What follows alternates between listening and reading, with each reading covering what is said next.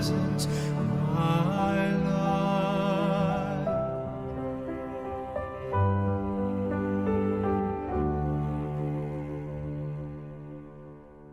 Be thou my wisdom, and thou my true word. I ever with thee, and thou with me, Lord. Thou my great Father, I thy true Son. Thou in me dwelling, and I with thee one.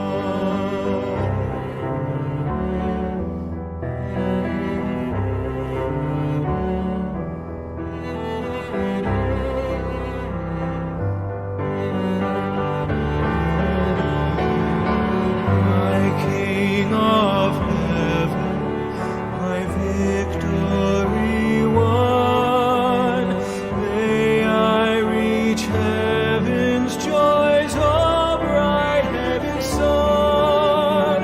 Heart of my own heart, whatever befall, still be my vision, O ruler of all.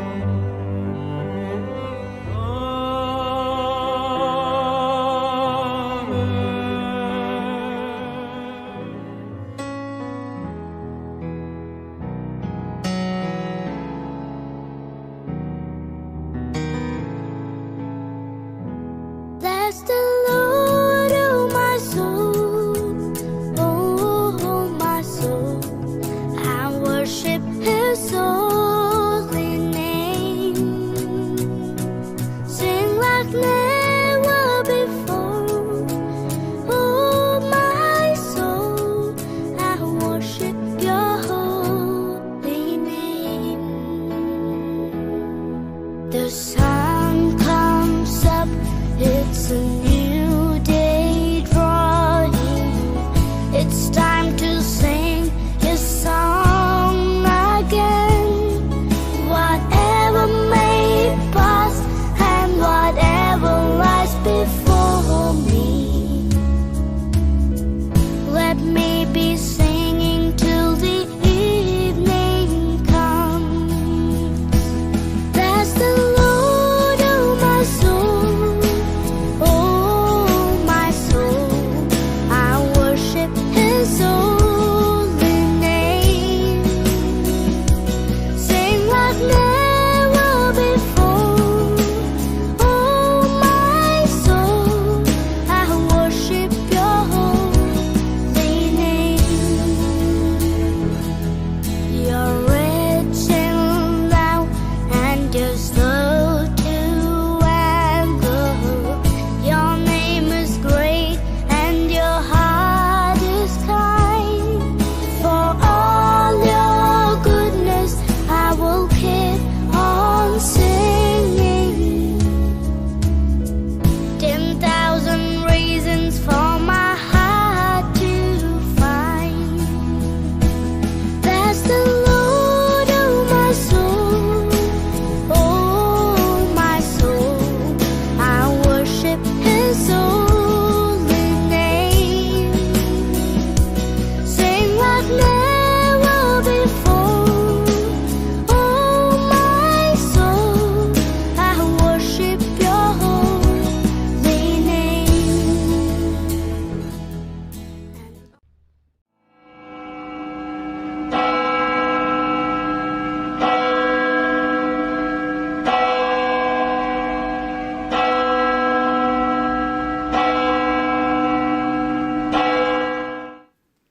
Shalom jemaat yang terkasih, kita akan segera memulai ibadah kita pada pagi hari ini. Jemaat saya undang untuk berdiri, mari mempersiapkan hati dengan mengambil waktu teduh sejenak.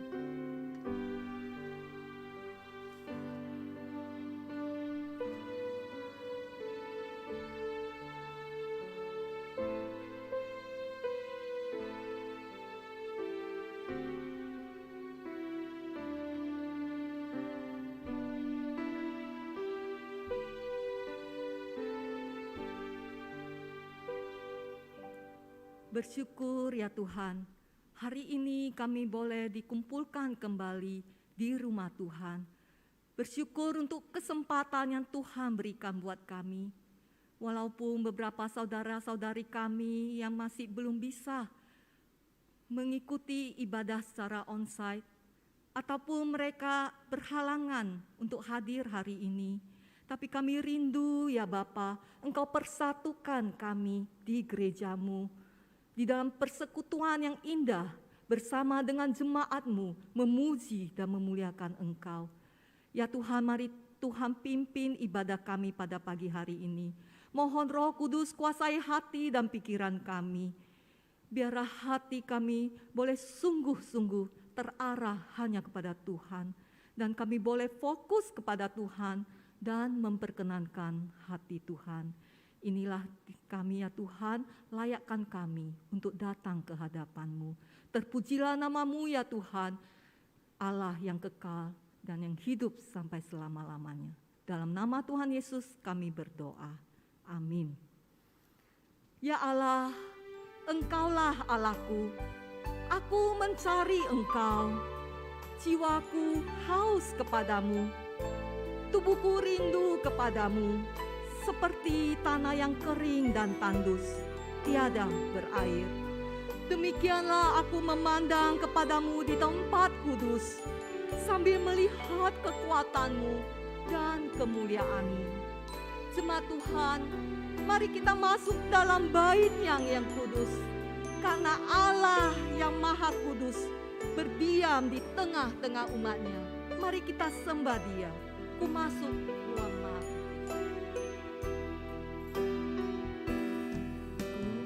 Masuk ruang Maha Kudus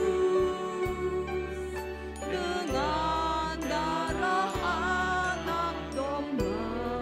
Mari masuk dengan hati yang tulus. Masuk dengan hati tulus,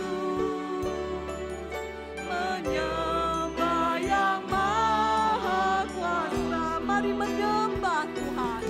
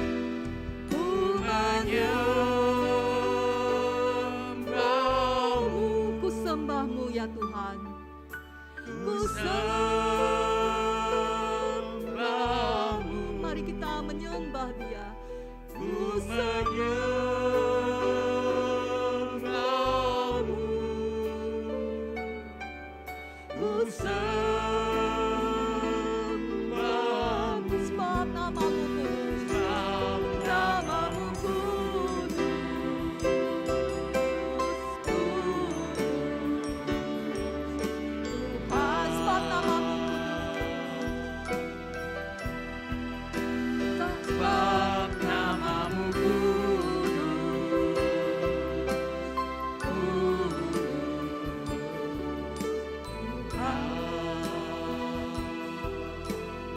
Inilah yang kami rindukan ya Tuhan, boleh selalu berada di dekat-Mu. Mari dengan segenap hati, segenap jiwa, kita katakan lebih dalam lagi, ku rindu Kau Tuhan.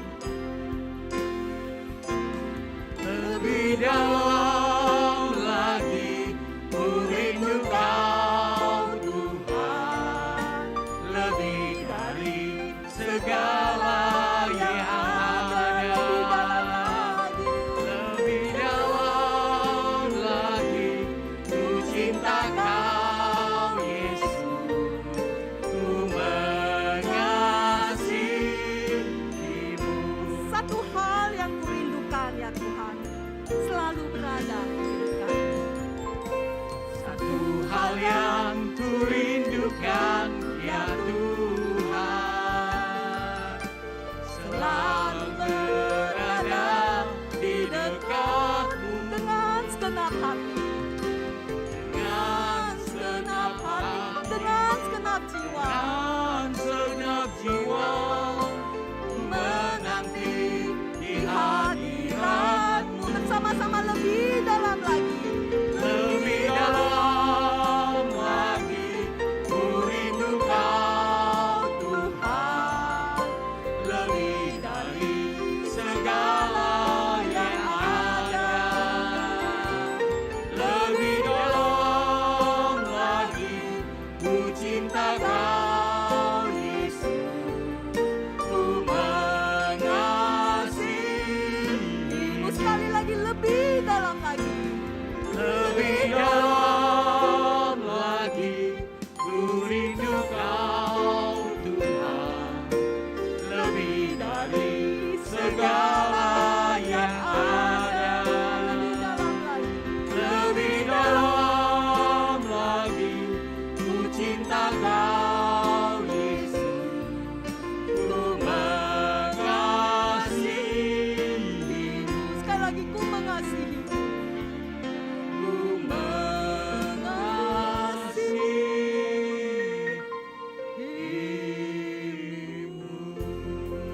Jemaat dipersilakan untuk duduk kembali.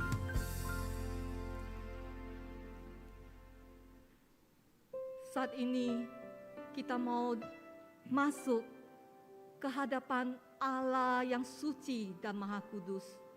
Kita mau datang kepadanya, mohon belas kasihan Tuhan atas kita orang yang berdosa. Kita mau mengakuinya dan kita katakan sebenarnya aku tak layak.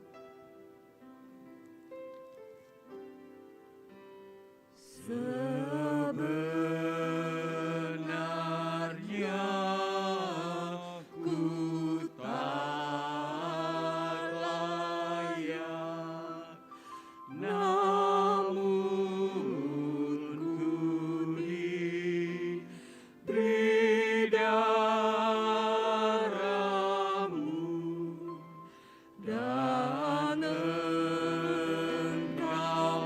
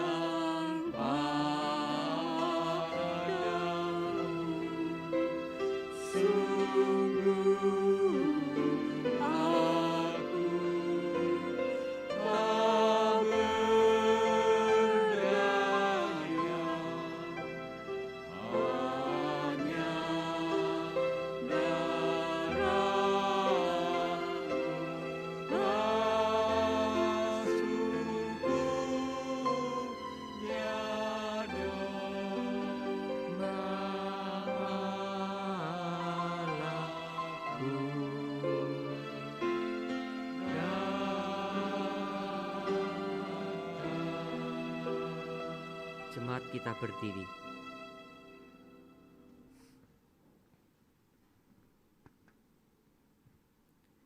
Bapa, kalau Yesus anak-Mu yang tunggal tidak datang ke dunia, mempersembahkan dirinya menjadi korban penebusan bagi kami, maka mustahil bagi kami ya Bapa menjadi anak-anak-Mu. Menjadi mustahil kami menjadi orang percaya. Tetapi semuanya itu ya Tuhan, Engkau telah lakukan bagi kami dengan mengorbankan anak-Mu Yesus Kristus. Sebab itulah kami mau datang ke hadirat-Mu dengan seluruh keberadaan kami. Dan kami membuka seluruh hati kami untuk Engkau. Supaya kami diselidiki sampai sedalam-dalamnya. Sehingga tidak ada satu dosa pun yang tersembunyi. Dan kami mau mengaku kepada Tuhan. Tuhan, ampunilah dosa kami.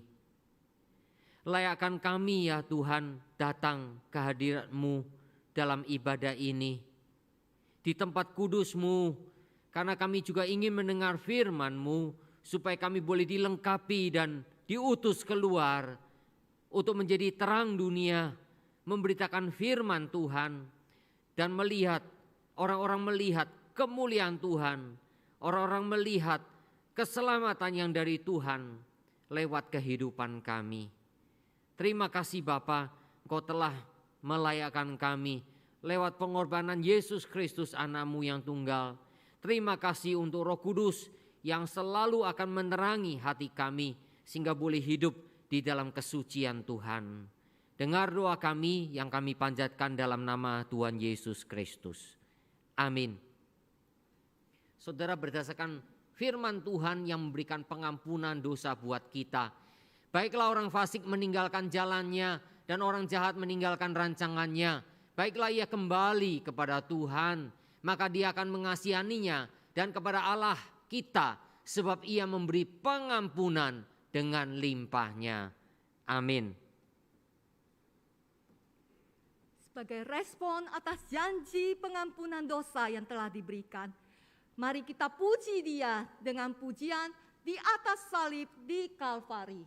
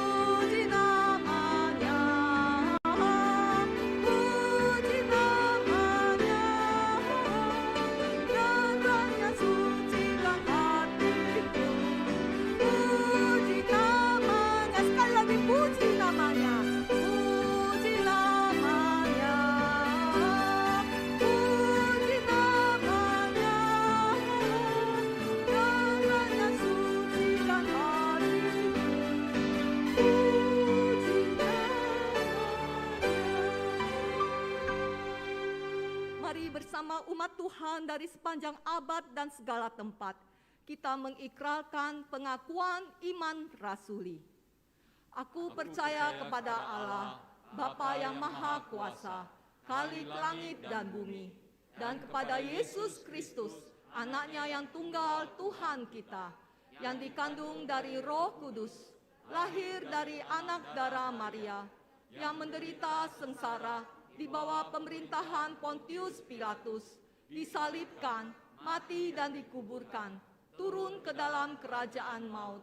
Pada hari yang ketiga, bangkit pula dari antara orang mati, naik ke sorga, duduk di sebelah kanan Allah, Bapa yang Maha Kuasa, dan dari sana Ia akan datang untuk menghakimi orang yang hidup dan yang mati. Aku percaya kepada Roh Kudus, gereja yang kudus dan am, persekutuan orang kudus, pengampunan dosa, kebangkitan tubuh, dan hidup yang kekal. Amin. Jemaat dipersilakan duduk kembali.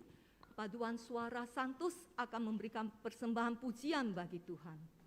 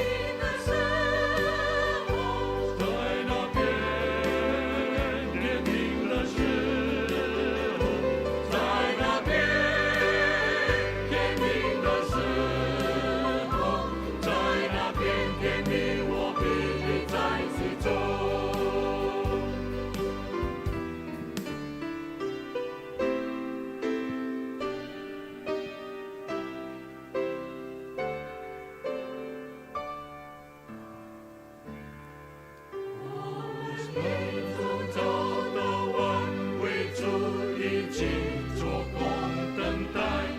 我应当传扬耶稣奇妙恩爱。那是主爱我这份已经兴旺应走路程，在那片天里，我必立在其中。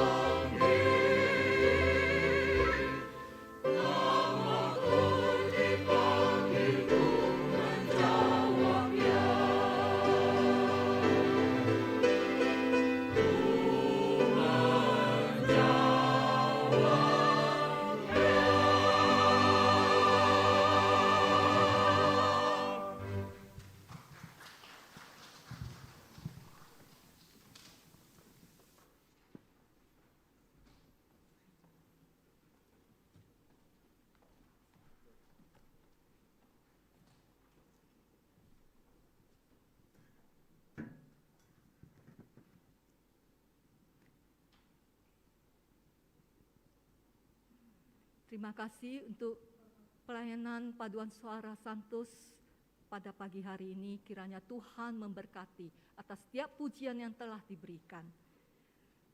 Saat ini, jemaat yang terkasih, jikalau kita boleh ada sampai hari ini, itu semua oleh karena kemurahan Tuhan, sehingga kita boleh menikmati kebaikannya.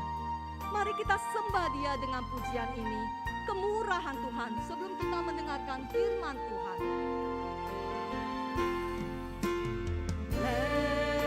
Karena kemurahan Tuhan ku ada sampai hari ini, oleh karena kebaikan. Karena kebaikan Tuhan, janji-Mu terjadi bagiku. Ku sembah Kau Tuhan, ku sembah Kau Tuhan, ku mengangkat tanganku, semuanya Kau ajaib bagiku. Ku sembah Kau Tuhan, ku sembah Kau Tuhan, ku mengangkat wajahku, semuanya Kau hebat bagiku. Oleh karena kemurahan Tuhan, kita boleh ada sampai hari ini. Karena kemurahan Tuhan, ku ada sampai hari ini. Karena kebaikan Tuhan, janji-Mu terjadi bagiku. Mari kita sembah Dia. Ku sembah Kau Tuhan, ku mengangkat tanganku, semuanya Kau ajaib bagiku. Ku sembah Kau Tuhan, ku mengangkat wajahku, semuanya Kau hebat bagiku. Sekali lagi dengan bangkit berdiri, ku sembah. Sembah Kau Tuhan, ku mengangkat tanganku, semuanya Kau ajaib bagiku. Ku sembah Kau Tuhan, ku sembah Kau Tuhan, ku mengangkat wajahku, semuanya Kau hebat bagiku. Mari kita berdoa. Benar Tuhan, karena kemurahan-Mu, karena kebaikan-Mu, karena anugerah-Mu, kami boleh datang beribadah pada hari ini.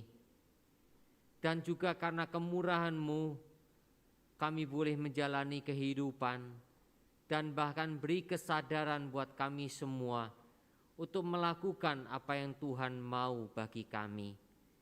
Bapa, ketika firman akan kami baca, akan kami renungkan dan disampaikan oleh hamba-Mu, biarlah kemurahan Tuhan menaungi kami dan Roh Kudus akan membuka pengertian dalam hati dan pikiran kami semua dan berikan kemampuan bagi kami melakukannya dalam kehidupan ini. Terima kasih ya Bapa, Engkau mendengar doa kami, Engkau tolong saudara kami baik yang di gereja maupun yang mengikuti secara online agar dipersatukan dalam kebenaran Tuhan. Dalam nama Tuhan Yesus Kristus kami berdoa. Amin. Silakan duduk.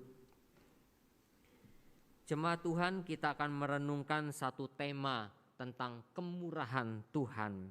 Mari kita bersama-sama membaca Injil Matius pasal 20 ayat 1 sampai ayat yang ke-16. Injil Matius pasal 20 ayat 1 sampai ayat 16.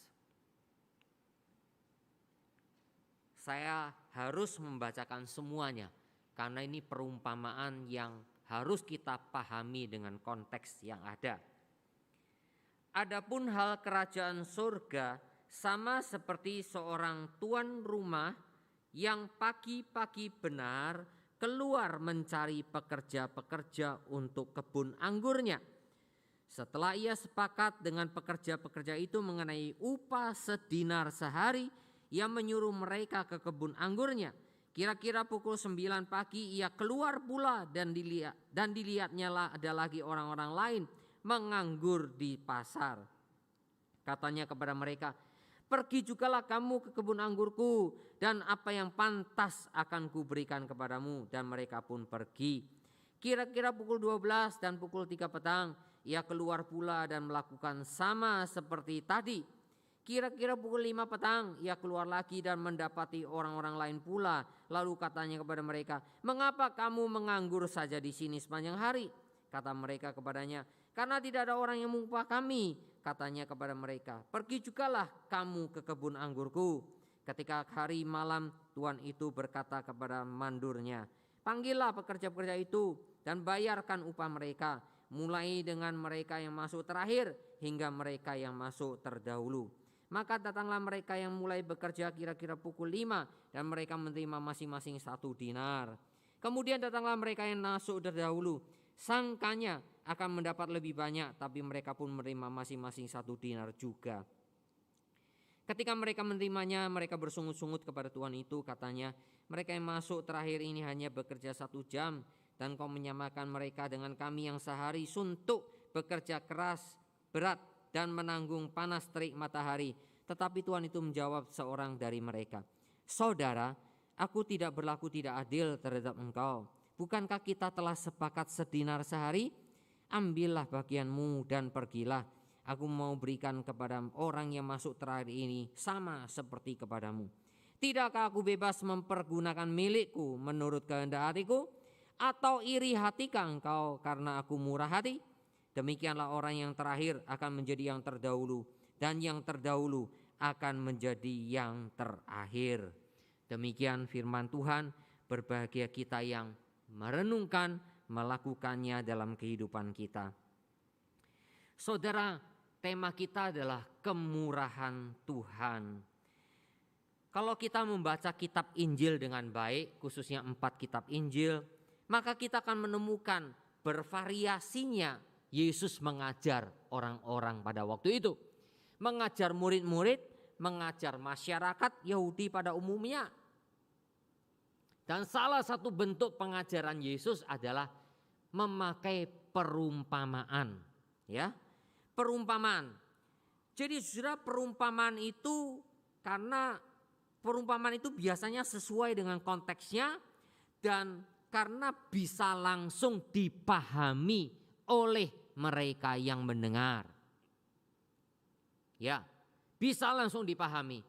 Ketika bisa langsung dipahami, yang berespon ada dua macam. Ya, ada orang yang berespon dengan sukacita, ada orang yang juga marah mendengarkan perumpamaan itu. Misalnya tentang penggarap kebun anggur yang membunuh utusan-utusan dari tuan yang mempunyai kebun anggur. Ya, itu ada di dalam Injil Matius juga, ya, di pasal selanjutnya. Lalu pemilik kebun anggur mengutus anaknya, siapa tahu penggarap-penggarapnya hormat. Tapi akhirnya penggarap-penggarap itu, ini anaknya, ini ahli warisnya, kita bunuh juga dia. Ya, langsung waktu itu setelah mendengar perumpamaan itu, orang-orang Yahudi khususnya ahli Taurat dan orang Farisi marah sekali sama Tuhan Yesus. Karena mereka tahu yang dikatakan itu tentang mereka. Orang-orang Farisi, ahli-ahli Taurat yang suka membunuh utusan-utusan Tuhan. Ya. Jadi saudara, perumpamaan itu langsung mengena. Tapi bisa juga perumpamaan itu tidak diketahui sama mereka. Ya, misalnya mengenai tuaian, ya saudara ya, tuaian, benih yang jatuh di tanah yang baik, jatuh di jalanan, jatuh di semak belukar, jatuh di bebatuan. Nah, murid-murid sampai tidak tahu apa arti perumpamaan itu. Nah, lalu Tuhan Yesus menjelaskan. Ada juga perumpamaan yang lain. Wah, murid-murid bersuka cita. Tuhan, kami sudah meninggalkan semuanya. Nah, saudara, jadi perumpamaan itu memang digunakan cara mengajar Tuhan. Memang juga dipakai oleh guru-guru yang lain, rabi-rabi yang lain. Dan terbukti saudara, dalam Talmud Yerusalem, ya disebut Talmud Yerusalem. Talmud itu termasuk kumpulan dari pengajaran-pengajaran orang-orang Yahudi. Nah saudara, diceritakan dalam penguburan seorang rabi yang masih muda, namanya Rabi Bar Hijjah, ya. Rabi ini mati dalam usia termasuk muda. Lalu dalam kebaktian, dalam ibadah penguburan, rabi yang lain temannya menceritakan sebuah perumpamaan juga. Ya, perumpamaannya begini. Seorang raja mengumpulkan sejumlah besar pekerja untuk mengerjakan proyeknya. Nah, 2 jam setelah waktu kerja itu dimulai, sang raja keliling dan melihat ada seorang pekerja yang punya skill, yang punya keahlian yang luar biasa, sehingga dalam 2 jam dia bisa menghasilkan pekerjaan yang bagus. Oleh karena 2 jam hasilnya juga banyak, maka sang raja mengajak pekerja ini untuk keliling, ya. Keliling memperhatikan semua pekerja-pekerja yang ada. Ya, diperhatikan satu-satu. Mungkin sekaligus disuruh ngajarin mungkin ya. Nah, saudara, setelah diajar keliling, tiba malam hari ya, sore hari ketika pekerjaan selesai, maka sang raja memerintahkan untuk memberi upah kepada mereka semua. Lalu semua dibayar 1 hari upah. Termasuk yang bekerja cuma 2 jam, setelah itu keliling bersama dengan rajanya. Itu pun diberi upah yang sama, 1 hari kerja. Lalu mereka protes. Orang ini cuma kerja 2 jam, sang raja mengajak keliling. Tapi kami bekerja penuh 1 harian. Mengapa kami dinilai sama dengan orang yang hanya bekerja 2 jam? Lalu sang raja mengatakan, apakah aku tidak adil memberikan itu semua? Orang ini bekerja 2 jam, tapi telah bekerja luar biasa karena keahliannya, hasilnya juga sama, bahkan mungkin lebih baik dari kalian yang bekerja 1 harian. Nah, rabi ini mau memberikan pujian kepada temannya, yaitu Rabi Bar Hijjah, yang telah karya begitu luar biasa, walaupun mati dalam usia muda, tetapi karyanya luar biasa. Itu kira-kira apa yang mau digambarkan oleh rabi ini dalam khotbah kebaktian penghiburan, ya, penguburan itu. Nah, saudaraku yang kasih oleh Tuhan, jadi kalau Tuhan Yesus Kristus mengajar memakai perumpamaan, itu bukan hal yang aneh, bukan hal yang asing. Malahan perumpamaan seringkali mengena dengan tepat, ya, mengena sampai ke dalam lubuk hati orang yang mendengarkan. Kalaupun mereka tidak tahu, ya sudah, tidak ada urusannya, ya. Nah, jadi saudara yang dikasih oleh Tuhan, dari sini kita lihat bahwa perumpamaan yang mau dikatakan di dalam catatan Injil Matius ini, perumpamaan yang sangat penting juga bagi kita. Berkenaan dengan apa, saudara? Kemurahan Tuhan buat kita semua umat manusia. Ya, saudara mungkin pikir, kemurahan Tuhan saya sudah tahulah apa itu kemurahan Tuhan. Tuhan memang murah hati, ya, Tuhan memang murah hati. Tapi saudara, mari kita jauhkan sikap yang sombong di dalam diri kita. Kita jauhkan dari satu pikiran, apa yang dikhotbahkan pasti saya sudah tahu. Kalaupun saudara sudah tahu, alangkah indahnya kalau saudara semakin tahu dengan mendengarkan lagi. Ya. Apalagi kalau saudara ternyata pengetahuan saudara selama ini keliru mengenai kemurahan Tuhan. Orang yang menganggap dirinya pandai, dia tidak akan mendapatkan berkat pemahaman yang lebih baik lagi. Ya, saudara, saya lihat orang yang pandai pun terus belajar supaya dia semakin bertambah-tambah ilmunya. Bukankah demikian? Kalau saudara kita semua merasa diri sudah puas dengan apa yang ada pada kita, saudara tidak akan maju pasti. Ya, karena itulah apa yang kita pahami tentang kemurahan Tuhan, dan mari kita memahami dengan lebih dalam lagi kemurahan Tuhan supaya kita bisa menerapkan dalam kehidupan kita semua. Saudara, dari perumpamaan ini kita belajar dua hal. Yang pertama, Tuhan yang murah hati itu mencari semua orang. Tuhan adalah Tuhan pencipta, Tuhan adalah pemilik alam semesta ini. Dan dia memberikan kehidupan kepada setiap makhluk yang ada. Saudara dan saya pasti sudah tahu. Karena Alkitab dan karena kita percaya seluruh alam semesta ini dicipta oleh Tuhan. Dan ini semua adalah milik Tuhan. Ya. Bahkan saudara, kepada saudara dan saya, kita manusia ini walaupun dicipta yang terakhir, tetapi manusia yang dicipta terakhir itu tetap adalah ciptaan yang termulia, tanda petik. Ciptaan yang terpenting, tanda petik. Penciptaan yang memang diberikan hal yang khusus sebagai gambar Allah. Sebab itu manusia bisa menikmati Tuhan, menikmati ciptaan Tuhan.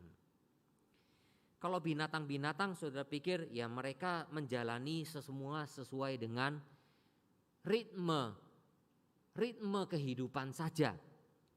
Ya, naluri mereka, ya, insting mereka, ya sudah begitu. Kalau rasa lapar, mereka cari makan. Udah, setelah itu selesai. Ya. Mereka enggak ada pengertian, makan sebanyak-banyaknya lalu sampai perutnya kembung gitu ya. Enggak ada. Binatang itu cuma begitu. Ya.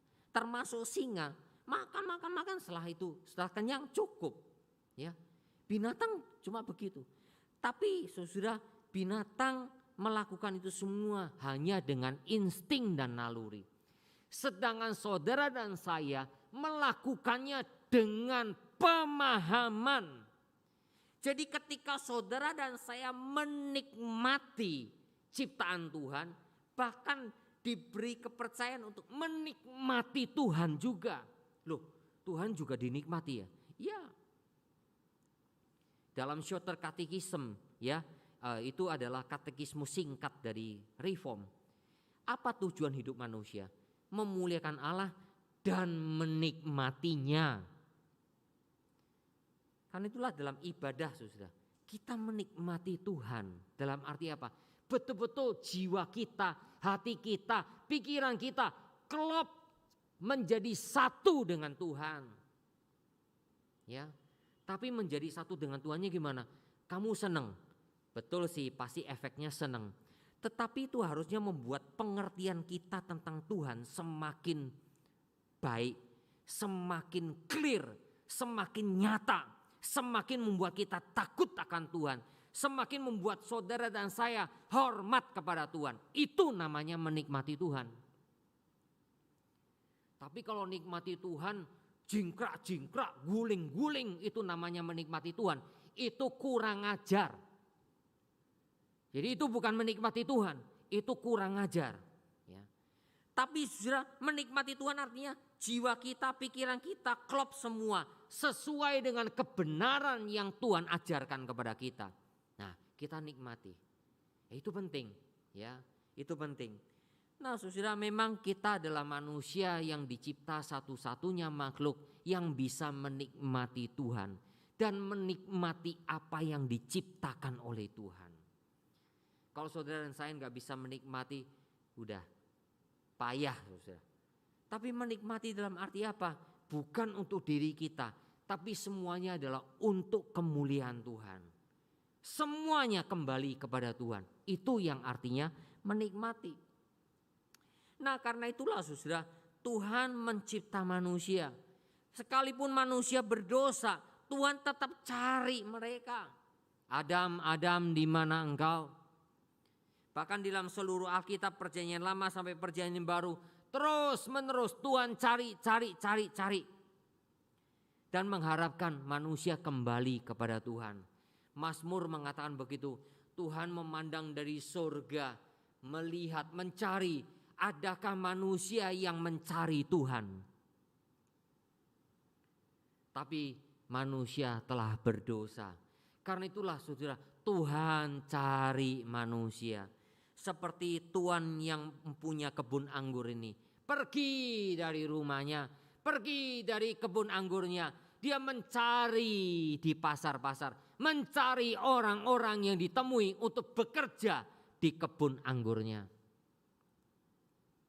Jadi saudara, Tuhan ini tidak berhenti hanya pagi hari. Pagi itu kemungkinan jam 6 pagi sudah cari. Kemudian jam 9 pagi cari lagi. Jam 12 siang cari lagi. Jam 3 sore cari lagi. Bahkan menjelang jam 6 petang, 1 jam sebelum petang malam tiba. Jam 5 sore dia mencari lagi. Ini menggambarkan saudara, Tuhan itu tidak henti-hentinya mencari manusia. Ya, itulah mengapa saudara dan saya menjadi orang Kristen, itu pun karena Tuhan mencari kita. Dan ketika Tuhan sudah menemukan kita, kita menyambutnya. Tuhan pun ingin mengutus saudara dan saya mencari orang lain, cari jiwa yang lain, cari. Karena Tuhan ingin semua orang mendapatkan anugerahnya. Nah, apakah kita punya hati yang demikian? Seperti halnya Tuhan mencari, apakah kita juga mau mencari? Saudara, tujuannya apa? Tuhan mau memberikan anugerahnya kepada mereka yang terpanggil dan mereka yang menyambutnya dengan sukacita. Saya kalau mengunjungi orang ataupun mengabarkan Injil kepada orang, kalau dia betul-betul bisa menyambut dengan sukacita, aduh senangnya. Tapi bukan karena saya percaya itu karena Tuhan. Tuhan mengubah hatinya, Tuhan memberikan kerinduan dalam hatinya, Tuhan membukakan pengertiannya sehingga dia mau menerima Tuhan. Aduh senangnya luar biasa. Tapi saudara, kalau kita sudah berjuang, kita coba kunjungi, kabarkan Injil, orang itu tetap aja cuek, tetap saja tidak mau terima Tuhan, tetap tidak mau datang kepada Tuhan. Menunjukkan saudara, sehebat apapun kita memberitakan Injil, kalau Tuhan belum membuka pintu hatinya, tak mungkin kita bisa menuainya. Tak mungkin. Karena itulah firman Tuhan tetap mengajar kepada kita.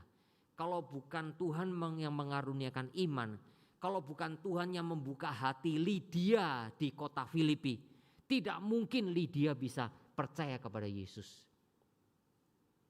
Sebab itu saudara, melalui perumpamaan ini mengajak kita satu hal.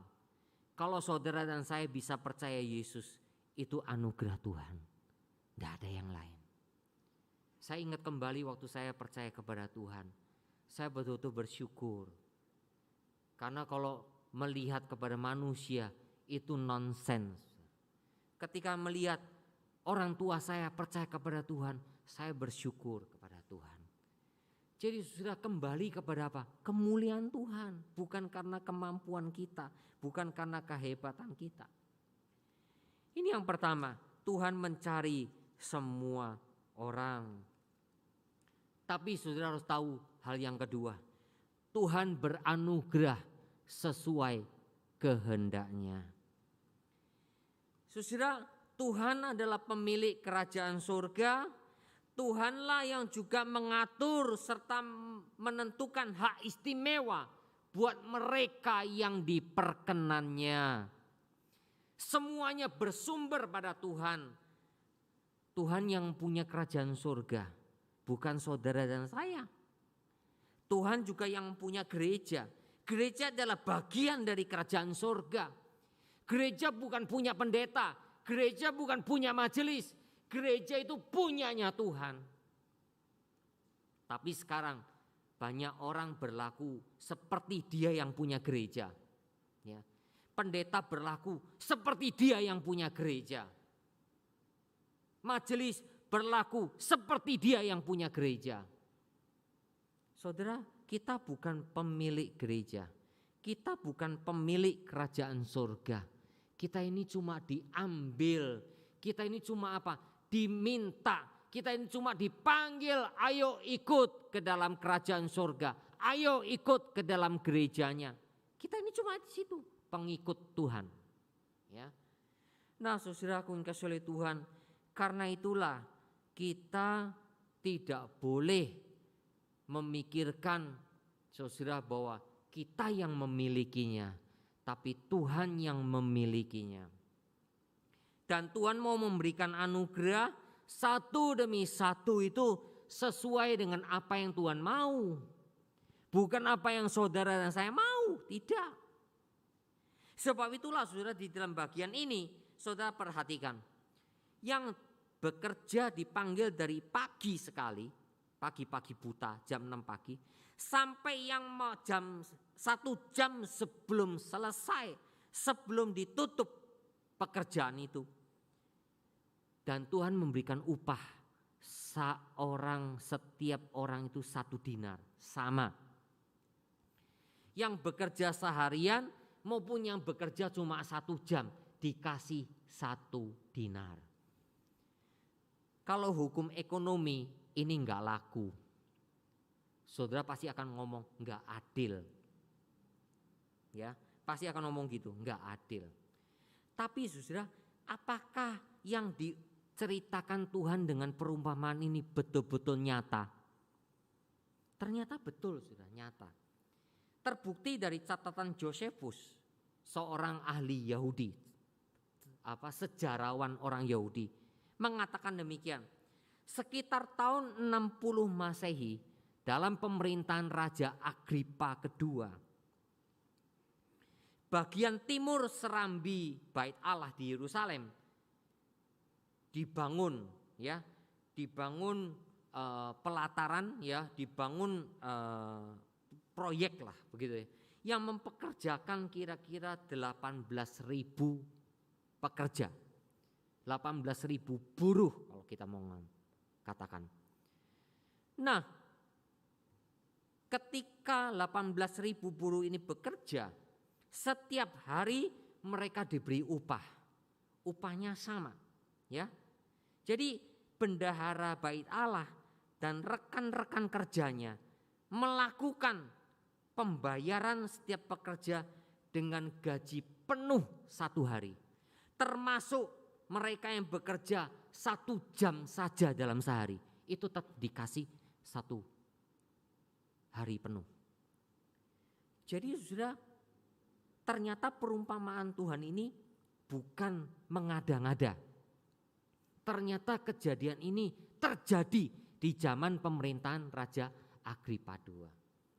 Kalau dipikir-pikir, apakah zaman sekarang tidak ada? Mungkin ada saja sudah mungkin bukan perusahaan-perusahaan besar ya, mungkin saja di perusahaan-perusahaan kecil ataupun di lingkungan pribadi di rumah-rumah ya. Ada orang bekerja ya sehari dari pagi sampai sore dikasih misalnya 100.000, tapi dia panggil orang lain cuma hanya kerja 1 jam, tapi tetap dikasih 100.000. Ada, bisa saja. Kenapa? Dasarnya apa? Kemurahan hati. Kemurahan hati. Mari kita lihat saudara, apakah Tuhan itu tidak adil? Di dalam perumpamaan ini dicatat dengan jelas sekali. Tuhan itu adil. Ya, maksudnya Tuhan yang punya kebun anggur ini adil terhadap semua pekerja. Adilnya di mana? Saudara perhatikan ayat 2. Ketika Tuhan itu pergi pagi-pagi benar, lalu mendapati pekerja. Oke, mereka sepakat sehari sedinar. Betul kan? Ayat yang kedua. Lalu ayat yang keempat, karena jam 9 pagi keluar lagi, lalu mendapati pekerja. Ayo kalau gitu kamu kerja di kebun anggurku. Aku akan memberikan kepadamu apa yang pantas. Apa yang pantas. Ya, itu ayat yang keempat. Lalu jam 12 siang, jam 3 sore sama. Ya, seperti yang terjadi pada yang jam 9 pagi. Lalu jam 5 sore, 1 jam menjelang malam, tuan ini keluar lagi dan mendapati orang-orang nganggur di pasar. Kalian kok gak kerja? Loh, ndak ada orang yang memanggil kami, Tuan. Kalau gitu ikut ke kebun anggur ya, ikut kerja. Ayo ke sana. Ayat 7. Tidak ada tawaran. Tidak ada isinya deal. Tidak ada deal harga. Tidak ada. Lalu kemudian tuan itu mengatakan, berikan kepada yang terakhir 1 dinar. Sampai kepada yang terdahulu juga sama 1 dinar. Apakah tuan kebun anggur ini tidak adil? Tidak. Dia tetap adil. Karena apa? Perjanjiannya jelas. Yang pagi mengatakan sehari sedinar. Yang jam 9, jam 12, jam 3 sore dikatakan aku akan memberikan yang pantas buat kamu. Yang 1 jam terakhir, ya 1 jam terakhir sudah kerja, tidak ada tawaran. Nah kalau kemudian yang tuan yang punya uang itu mau memberikan 1 dinar kepada yang 1 jam, yang kepada yang 3 jam, yang kepada 6 jam, 9 jam, 12 jam, sama. Itu bukan tidak adil, itu tetap adil. Apa dasarnya? Lalu tuan itu mengatakan, apakah ayat 15, atau iri hatikah engkau karena aku murah hati? Saudara, tadi saya mengatakan kepada saudara ada Talmud Yerusalem yang juga memakai perumpamaan yang hampir mirip. Yaitu seorang raja yang memanggil pekerja, lalu ada orang yang bekerja cuma 2 jam saja tapi keahliannya bagus. Lalu diajak keliling, lalu yang lainnya kerja penuh 1 hari dikasih gaji penuh. Tapi yang kerja 2 jam lalu keliling-keliling tok nggak kerja lagi dikasih gaji penuh. Ya, mereka iri hati, mereka waduh nggak adil. Tapi raja itu mengatakan apa? Walaupun cuma 2 jam, dia kerja menghasilkan kerja yang baik karena skillnya baik. Tapi dalam perumpamaan ini sudah Tuhan Yesus tidak dikatakan karena skillnya baik, tidak dikatakan itu. Tidak dikatakan hasilnya lebih bagus, tidak. Ada perbedaan besar. Perbedaan antara ajaran agama Yahudi, kepercayaan orang Yahudi dengan kepercayaan Kristen yang diajarkan oleh Tuhan Yesus. Apa? Orang Yahudi menganggap keselamatan dan upah ke surga adalah jasa manusia.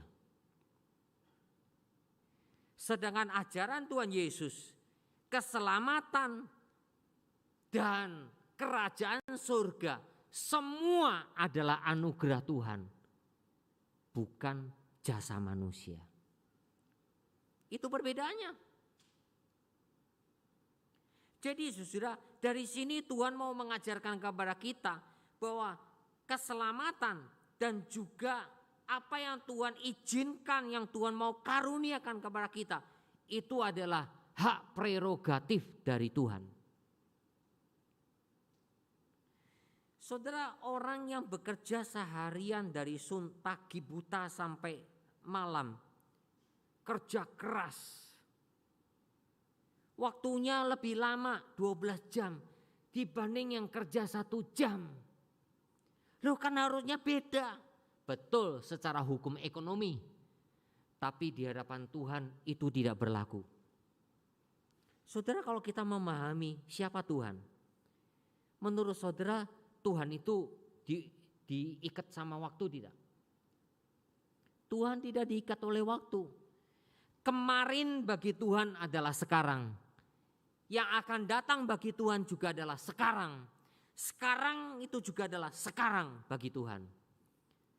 Tuhan tidak diikat oleh waktu. Jadi saudara, kalau kita mengetahui bahwa Tuhan itu kekal, artinya apa? Artinya bagi Tuhan tidak diikat oleh waktu apapun. So itu saudara dan saya dalam mengukur hal kerohanian, jangan diukur lewat waktu. Saudara pikir, wah sudah lama ikut Tuhan, pasti rohaninya lebih baik daripada orang yang baru ikut Tuhan. Belum tentu. Belum tentu. Terbukti dalam ajaran Alkitab. Misalnya, prajurit Romawi, dia perwira, dia minta kepada Tuhan, tolong sembuhkan hambaku. Tuhan, oke, ayo kita ke rumah. Tuhan, aku tidak layak Tuhan. Aku tidak layak menerima Engkau. Dia tahu, dia hanya perwira Romawi. Walaupun perwira tapi dia orang Romawi, dia bukan orang Yahudi. Dia tidak layak terima Tuhan. Tuhan, katakan saja seperti aku punya bawahan. Pergi, ambil ataupun suruhan, datanglah, maka dia akan mengikuti apa yang aku katakan. Katakan saja Tuhan, maka hambaku sembuh. Tuhan katakan apa? Aku tidak pernah mendapati iman yang sebesar ini di antara orang Israel. Jadi saudara, perwira Romawi yang mungkin dianggap orang-orang Yahudi, dianggap ahli Taurat, dianggap orang Farisi, wah imannya masih cetek. Ternyata Tuhan katakan apa?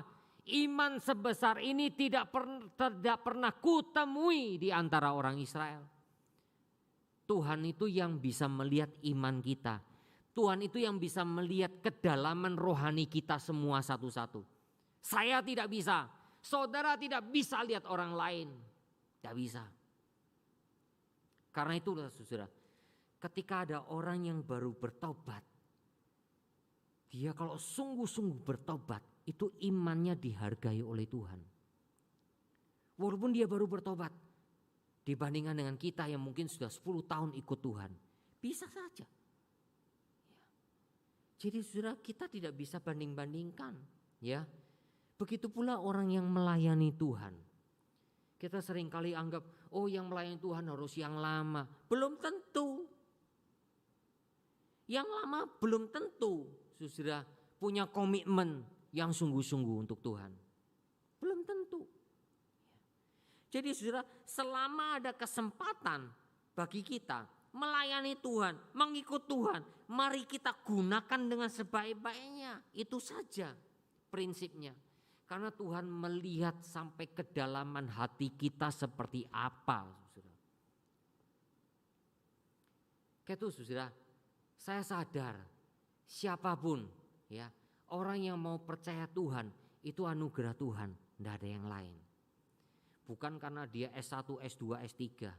Bukan, yang penting dia orangnya betul-betul menerima panggilan Tuhan, menerima anugerah Tuhan. Itu udah layak di hadapan Tuhan. Ya.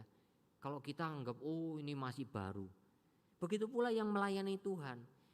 Yang terpenting adalah hati kita yang sungguh-sungguh mau melayani Tuhan. Memang saudara, kalau di universitas perguruan tinggi orang mau ngajar itu harus S3, S2 begitu kan, mau mengajar. Harus ada ijazahnya, itu betul. Karena kalau nggak gitu gawat, semua orang bisa ngajar.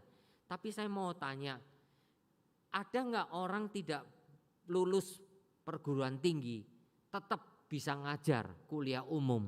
Ada nggak? Ternyata ada. Beberapa konglomerat tiba-tiba dapat S3 doktor, walaupun doktornya honoris causa, betul kan? Tapi karena dia pengalaman, lalu dia mengajar kuliah umum, betul kan? Bisa mengajar. Jadi ada hal-hal yang kadangkala tidak mengikuti aturan, tanda petik ya. Walaupun memang betul sih aturan itu bagus. Tetapi di dalam hal kemurahan Tuhan, di dalam hal kerajaan surga, di dalam hal pelayanan kerajaan surga, aturannya aturan surga, bukan aturan kita.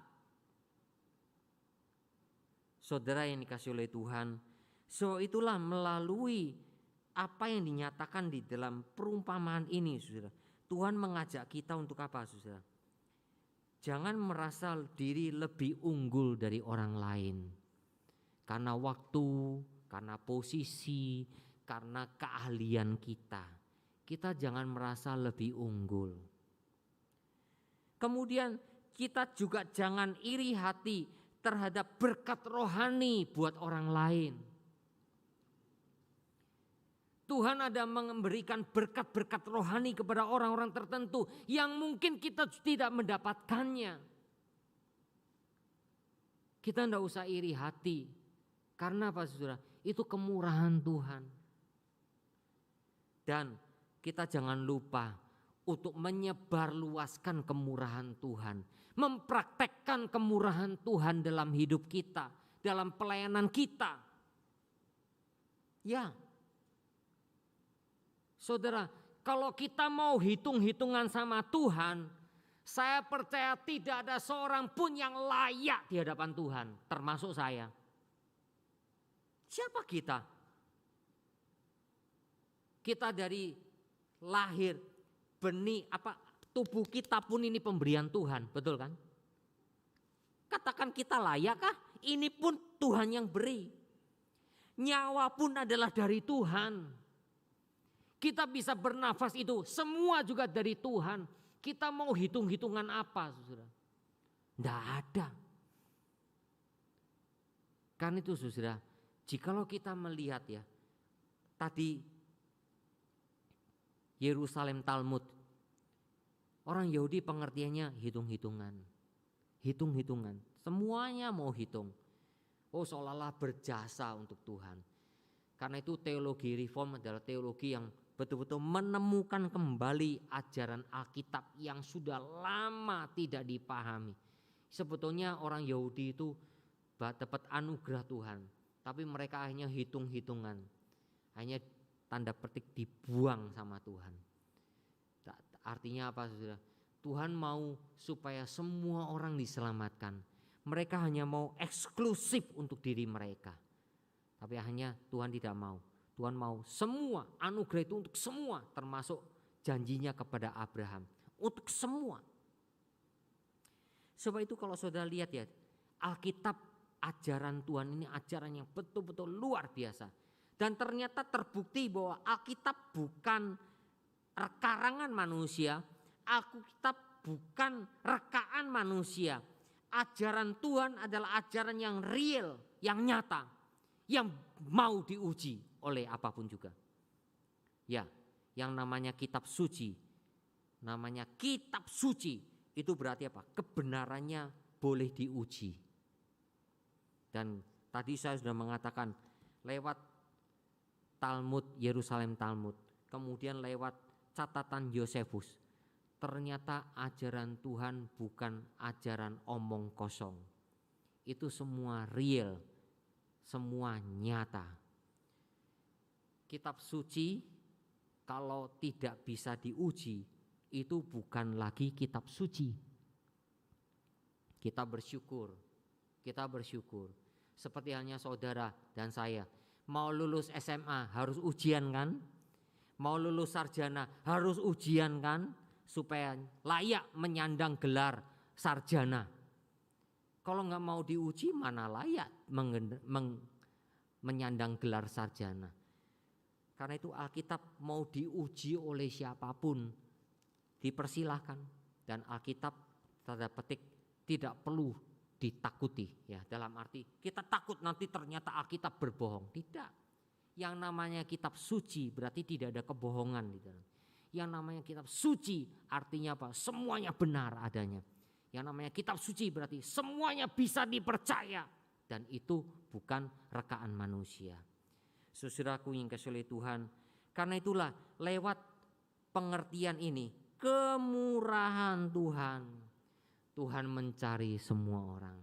Karena itu saudara, kita selalu diajarkan, saya mengajak jemaat, ayo cari banyak orang, cari teman-teman kita, ajak datang ke gereja, ajak datang menikmati anugerah Tuhan. Karena itu bagian dari kemurahan Tuhan. Yang penting saudara dan saya sudah mengajak mereka. Ayo percaya Tuhan. Kalau mereka mau percaya, syukuri. Tapi jangan ngomong, karena saya ya. Jangan. Itu semua karena Tuhan. Ya, kita ini cuma dipakai jadi alatnya. Kalau mereka tidak datang, Tuhan kasihanilah dia. Tuhan bukalah hatinya supaya dia terima Engkau Tuhan. Jadi hati kita selalu begitu. Selalu sadar kita bergantung terus kepada Tuhan. Yang kedua, Tuhan berkehendak beranugerah sesuai kehendaknya. Kita tidak bisa paksa Tuhan. Kita hanya bisa taat kepada kehendak Tuhan. So itu saudara, juga pada waktu saudara dan saya diberi kesempatan melayani, mari kita melayani dengan sebaik-baiknya. Seperti waktu Nuh saudara, diperintahkan Tuhan, aku akan mengirimkan air bah. Sekarang buatlah bahtera.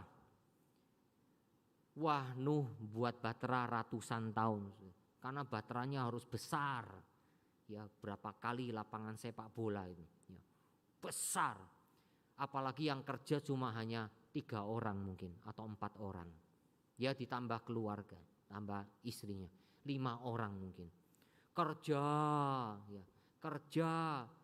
Wah, lama sudah ratusan tahun. Sambil sabar. Tuhan sabar. Ratusan tahun beritakan Injil. Bertobat. Kalau tidak Tuhan mendatangkan air bah. Wah, ini Nuh sudah mimpi di siang bolong. Mungkin agak sedikit gila. Saudara, Nuh tetap kerjakan. Tetap beritakan. Setelah bahtera jadi, kumpulkan binatang-binatang yang diperintahkan Tuhan. Kumpulin satu-satu, masuk. Ya, bahteranya bukan di pantai, tapi di daerah tinggi, perbukitan mungkin, atau ya seberapa tingginya saya tidak tahu. Ya kan lucu kan, kalau buat bahtera ya harusnya kan di pinggir pantai, lebih enak untuk bisa langsung melaut. Pokoknya Nuh menerima semua olok-olokan. Nonsen, tidak masuk akal. Tetap sabar. Akhirnya ketika semua binatang masuk semua keluargamu, Tuhan tutup pintunya. Udah tutup, tidak ada seorang pun yang bisa buka. Tidak ada seorang pun yang bisa buka. Ketika air bah, ketika hujan mulai turun besar terus berhari-hari, puluh-puluh hari, 1 bulan lebih. Kalau tidak salah sampai 3 bulan. Turun hujan lebat, hanya semua dipenuhi air. Mereka ingat Nuh, mereka ingat bahtera, mau masuk gedor-gedor, tidak ada seorang pun yang bisa buka. Selagi ada kesempatan, sudah kesempatan beritakan Injil. Orang-orang yang kita beritakan, sudah itu kesempatan buat mereka. Selama masih ada kesempatan melayani, mari kita lakukan kesempatan itu. Tidak akan bisa diulangi lagi. Saudara, kalau tidak naik kelas masih bisa diulang, hanya rugi 1 tahun. Tapi menyangkut jiwa kita, tidak bisa diulang lagi. Kalau Tuhan Yesus Kristus datang kedua kalinya, tidak ada lagi kesempatan bagi kita. Tidak ada lagi kesempatan. Itu semua sudah ditutup, selesai. Seperti perumpamaan ini. Kalau sudah sore, sudah petang, sudah malam, selesai sudah. Saudaraku yang kasih oleh Tuhan, sebab itulah mari berdasarkan kemurahan Tuhan, kita wujudkan kemurahan itu dalam kehidupan kita hari-hari. Termasuk juga dalam pelayanan kita, gereja kita hari lepas hari. Karena semuanya hanya anugerah Tuhan. Tuhan memberkati firman-Nya. Mari kita berdoa.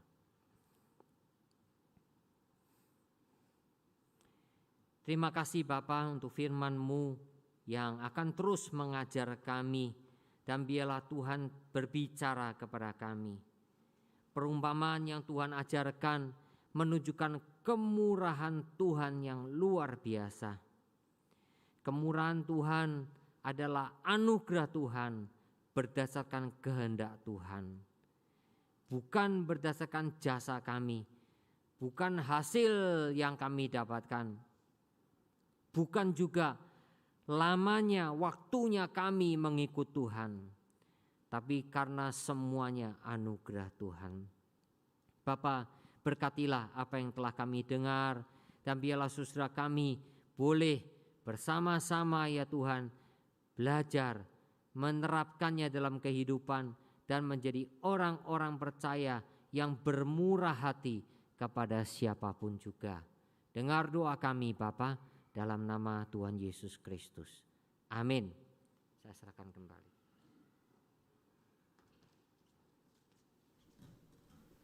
Bersyukur untuk firman Tuhan yang sudah kita dengar. Dan kita juga mau bersyukur untuk kebaikan Tuhan dalam hidup kita melalui persembahan yang akan kita berikan. Kita angkat pujian ini berkat kemurahan-Mu.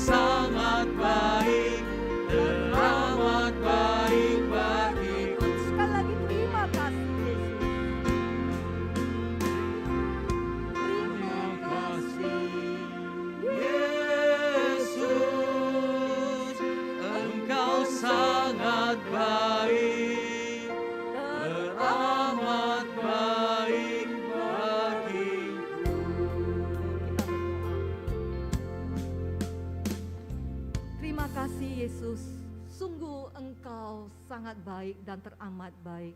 Sungguh hati kami bersyukur oleh berkat kemurahan-Mu, kami boleh ada dan hidup sampai hari ini. Kami boleh ada sebagaimana kami ada, semua karena kasih-Mu. Ya Tuhan, terima kasih jika kami boleh menikmati semua kebaikan-Mu. Kami tahu itu semua karena kemurahan Tuhan saja buat kami. Tuhan, pakailah hidup kami, sehingga hidup kami juga boleh menyaksikan kemurahan Tuhan kepada setiap orang yang di sekitar kami. Biarlah kami boleh memakai setiap kesempatan yang Tuhan berikan buat kami selagi kami masih hidup. Tuhan, terima kasih. Berkatilah persembahan kami pada pagi hari ini. Biarlah Tuhan berkenan dan memakai persembahan ini, memberkatinya untuk pekerjaan-pekerjaan Tuhan melalui gereja-Mu di tempat ini. Kami berdoa bersyukur dalam nama Tuhan Yesus penebus kami. Amin.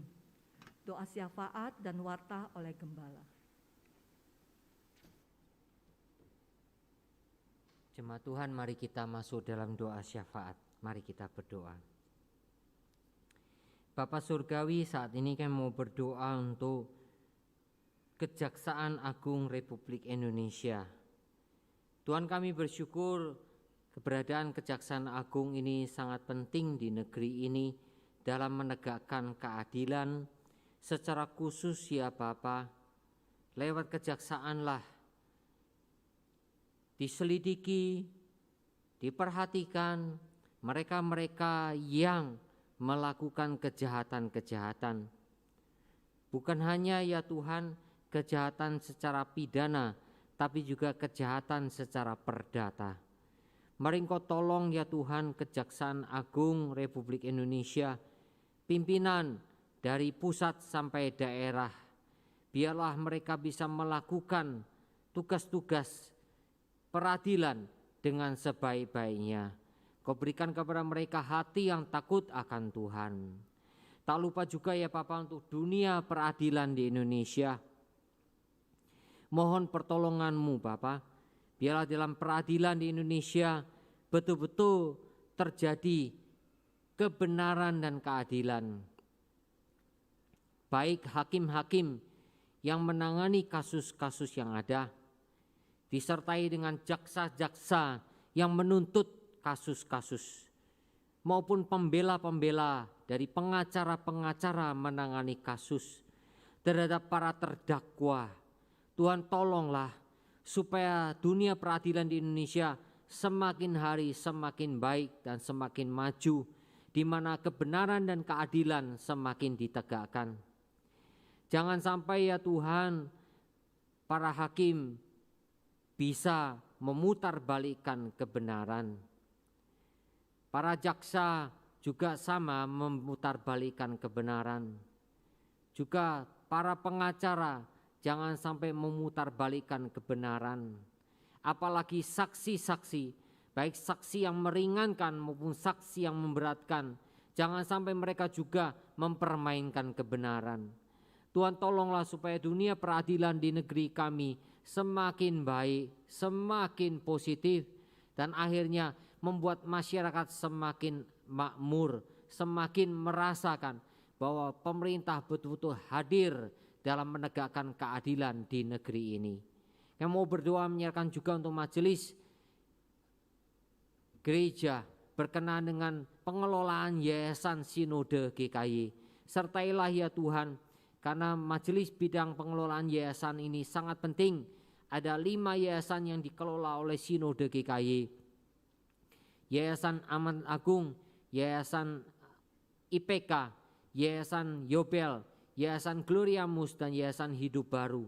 Sertailah Bapa supaya 5 yayasan ini betul-betul berfungsi dengan baik dan menjadi saluran berkat bagi banyak orang serta memuliakan nama Tuhan. Bersyukur Bapa, Engkau mendengar seru doa kami yang kami panjatkan dalam nama Tuhan Yesus Kristus. Amin. Jemaat Tuhan, selamat pagi. Bersyukur kita bisa beribadah bersama-sama. Selamat datang bagi saudara yang pertama kali datang, baik yang online lewat streaming YouTube, yang saya memang tidak bisa melihat saudara, tetapi juga yang onsite di dalam gereja. Jikalau berkenan saudara yang baru pertama kali datang bisa angkat tangan supaya kami kenal saudara. Puji Tuhan ya, Stanley ya, ada lagi Richard ya, Richard Samuel. Ada lagi saudara yang baru pertama kali datang? Tidak ada. Saudara kalau di Surabaya boleh bersama kami beribadah, belum punya gereja yang tetap, biarlah boleh beribadah dengan kami. Kalaupun saudara cuma hanya berlibur ya, sedang bersantai, berlibur ke Surabaya, kami juga menyambut dengan gembira kalau saudara mau beribadah dengan kami ya. Biarlah Tuhan memberkati.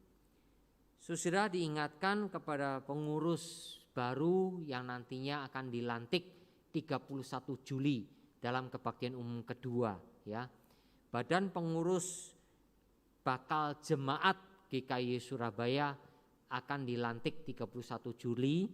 Harap semua calon pengurus untuk hadir dalam kebaktian KU kedua ya, untuk dilaksanakan pelantikan. Kemudian saudara, kelas katekisasi direncanakan akan diadakan mulai bulan Agustus. Jadi bagi saudara yang belum pernah dibaptis ya, ataupun belum disidi, silakan untuk mendaftarkan ke tata usaha gereja. Sehabis kebaktian ini juga bisa ke tata usaha. Nanti akan diberi formulir untuk mengikuti kelas katekisasi ya, sehingga saudara bisa nantinya akhir tahun ya, khususnya bulan Desember akan diadakan sakramen baptisan dan sidi. Kiranya Tuhan memberikan waktu kepada saudara sekalian dan sungguh-sungguh mau ikut Tuhan, komitmen ikut Tuhan sebagai murid Tuhan ya. Yang terakhir, untuk kebaktian doa kita tetap akan dilaksanakan setiap hari Rabu jam 7 malam, baik onsite maupun online. Kiranya Tuhan memberkati kita semua. Mari jemaat kita bangkit berdiri mengembalikan kemuliaan bagi Tuhan dengan doksologi.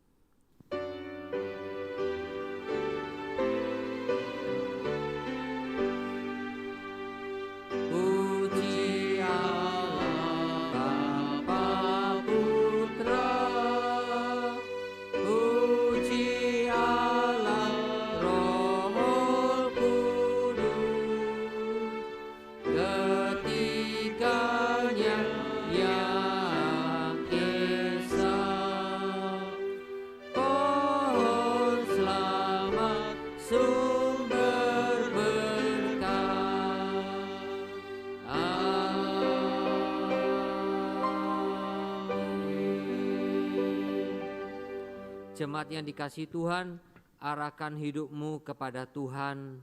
Ingat kemurahan Tuhan yang luar biasa, dan biarlah kita semua mau memberitakan dan mewujudkan kemurahan Tuhan dalam hidup kita. Terimalah berkat Tuhan. Sesungguhnya cinta kasih yang kekal dari Allah Bapa di surga, anugerah yang berlimpah-limpah di dalam Tuhan Yesus Kristus, penyertaan, kuasa dan urapan yang tak terhingga dari Allah Roh Kudus menyertai kehidupan saudara sekalian untuk mewujudkan kemurahan Tuhan dari sekarang sampai selama-lamanya. Amin.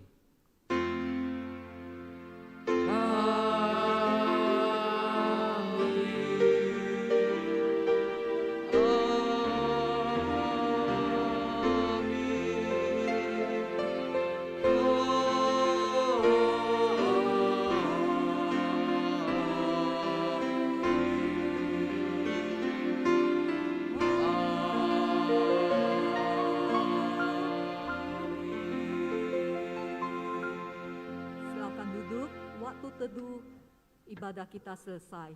Tuhan Yesus memberkati.